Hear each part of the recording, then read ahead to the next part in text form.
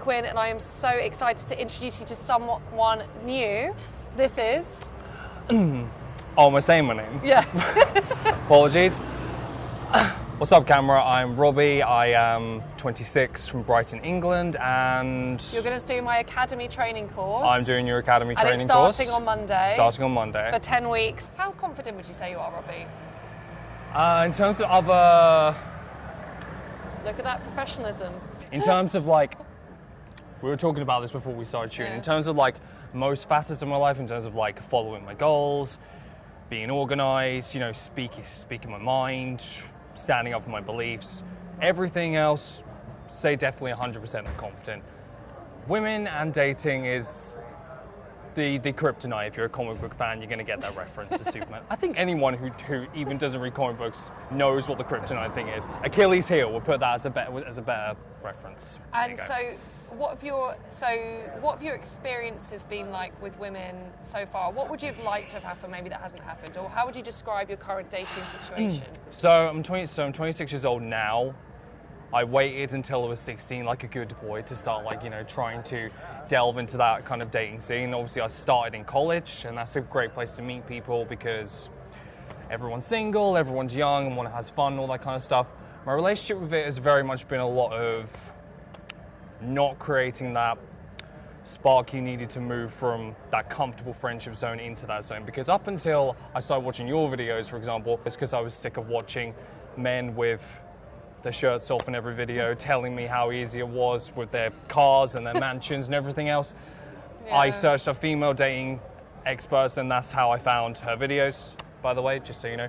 So I watched your Friend Zone one about, you know, creating things of romantic and sexual tension, everything like that. And then it was like a light bulb that went off in my head. Do you feel like you're in the friend zone? Has that been an issue? With people I've liked, definitely. That's always been the thing. And how would you say like women are responding? What gives you the vibe that they only see you as a friend? Well, it comes into two categories, because in terms of women who I like, obviously the plan all along up until very recently was just get to know them, make them laugh, be nice to them. Then so you go that softly, try and like make friends first, and then when they give you an amazing golden sign, then make your move. And that's not how it works. Now I know that if you actually want to progress a relationship with someone you like from the comfort point to romantic point, you have to do things to deliberately cause a bit of tension, a bit of a spike, a bit of a spark in the interaction, whether that be, you know, physical touch or flirting or anything else. I think also that women don't realise that you can create the spark. It's not just I think sometimes women just think you have the spark or you don't have the spark, but I'm a big believer you can create it and you can make it happen. What do you think that you're not doing right at the moment? So what I don't think I'm doing right is obviously not doing the things that cause romantic and sexual tension to create the spark, because it can be created with people that I like. When I go in, for example, up until obviously very recently when I started looking at changing tactics and everything, my tactic would be I'll hang around the girl, I'll get to know her as much as possible, I'll be myself, be nice, make her laugh, and like just be a good, honest person. And then they'll run off with someone who just got in there and made their intentions clear, and maybe was a bit cheekier, a bit more flirty and stuff. It's also about your social skills and your ability to mentally put yourself into the place where you need to be to put yourself into that category of being the romantic or flirtatious or sexual person, rather than being the comfortable, amiable friendship person, which is something not